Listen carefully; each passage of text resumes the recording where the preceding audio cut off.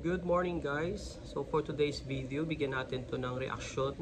Itong vlogger na si Vitali, no? So until now nasa Pilipinas pa rin siya and patong-patong yung kanyang mga kaso. So ano na yung development sa kanya, no? Ang alam natin, no, sa Based News is talagang nagmamakaawa siya, no, na sana ipalabasin na siya or i-deport na lang, no, pero yung government nga hindi nga siya pinapayagan, no, hanggat hindi niya ma-solve yung kanyang kinakaharap na kaso bago siya i-deport, no.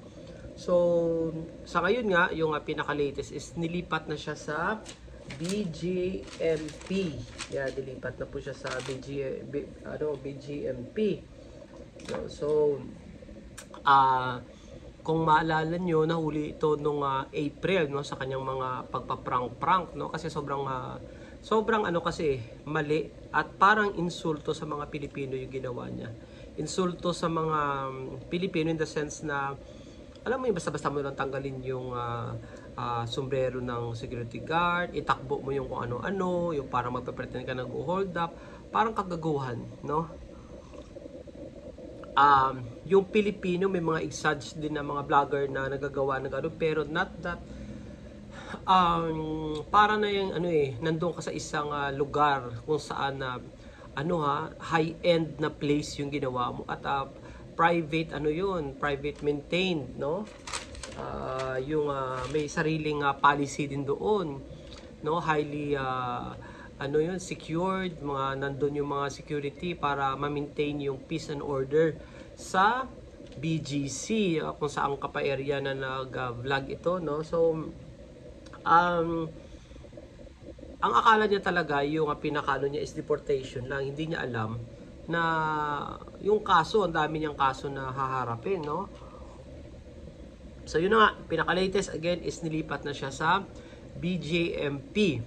No? So may mga basahin tayong opinion, no, ng mga nakatutok dito sa kay Vitali, no. So merong nag-comment mula ito kay sino ito, Madeline Ramilio. Yun, sabi niya tama yan, hindi lahat ng prank, sabi niya, nakakatawa. Yang si Vitali, OA ang acting at parang buboy bata kumilos na nasa katawan ng steroid na mama. Sabi niya, kung balak yan i-deport ng gobyerno ng Pilipinas, dapat ikulong muna para magtanda at hindi magsalita ng kung ano-ano paglabas. Ayaw na nga pakialaman yan ng embassy ng Russia at US. Itinakwil parehas. O, yun daw, sabi dito. Tapos meron pa ditong comment, sabi dito, baka next month wala na yan dito sa Pinas. Huwag naman sana masampal ng pera ang mga taga BI. Ano ba itong BI? Bureau ano ang BI? Bureau of Immigration. Yun. So yun. Tapos meron pa dito yung tao na yan, sabi nito ni 0R. Yung tao na yan, hindi yan nagtatanda. Ilang beses na yan nahuli sa ibang bansa. Kapag yan nakalaya na, yun, parang gagawa na naman ulit pag nakalaya ito. So, paulit-ulit lang. So, makulit po talaga ito, no? So, tama lang yung move ng gobyerno na ikulong ito, no? At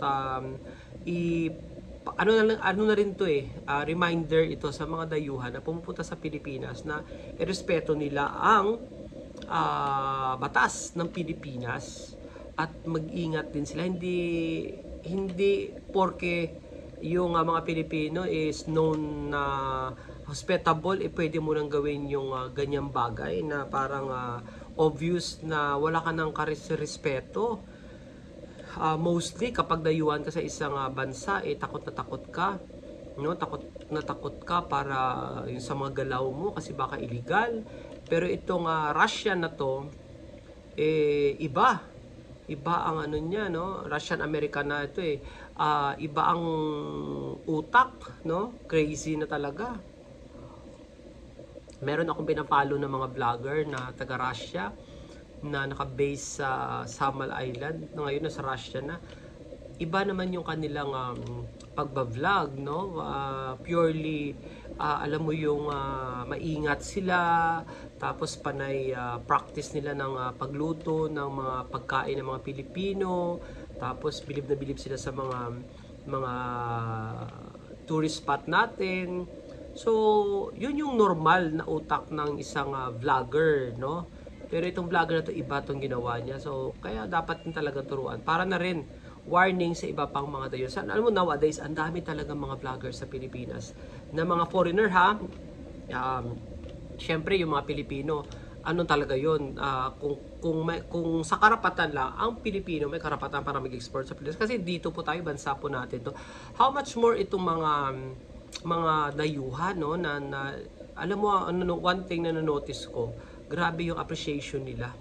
At meron pa mga vlogger na binavlog continuously yung kung bakit ang daming mga foreigner na nag-settle dito na sa Pilipinas, dito na nagre-retire dahil nakita nila yung cost of living compare sa kanilang bansa na sobrang mura. Tapos yung hospitality ng mga Pilipino, no, na talagang nagugulat sila kasi sa ibang country maglakad sila sa daan, walang kanya-kanyang buhay, walang hi, hello, walang smile, no? Iba sa Pilipino, kahit nga maglakad ka lang at may nagiinuman diyan, mag-hi ka lang, pwede ka na i-invite o kain ka, ganun.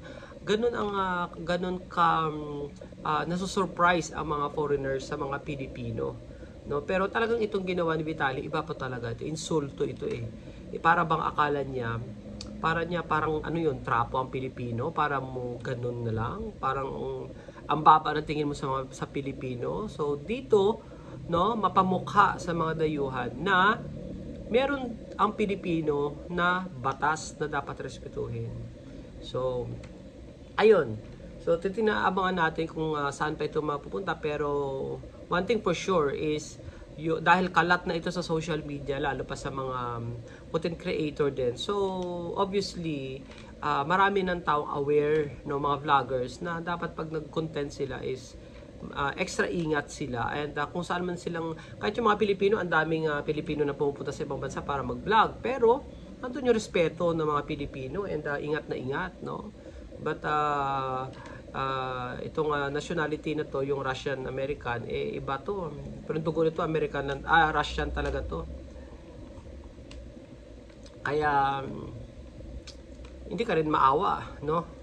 Hindi ka rin maawa kasi syempre parang kung titingnan mo yung mga video niya, pambabastos talaga yung ginawa niya. Assault, kung ano-ano pang pinagagawa niya. So wala sa lugar. So ayan guys, maraming salamat sa inyo, and if you like my video, kung gusto niyo mag-support, pwede niyo i-subscribe, i-follow, and titingnan natin ulit yung mga ating susunod pa na bibigyan ng reaction, no, sa mga current events po natin. And again, maraming salamat sa inyo, and God bless.